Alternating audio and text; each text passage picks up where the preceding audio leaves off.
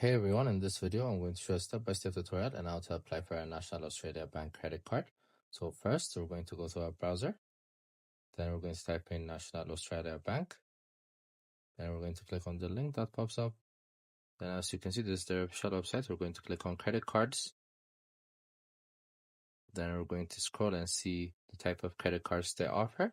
So depending on our preference, we're going to choose one of them. So after you guys choose, you can click on apply now. Then it's going to give you an option if you're an NAB customer or not. Since I'm not, I click on start application. Then they're going to ask you your card. So you're going to input the info. Then click on next once you're done.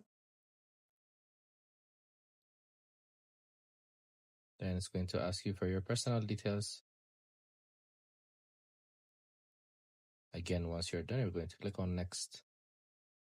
Then it's going to ask you for your contact details, your Australian mobile number, as well as your email address.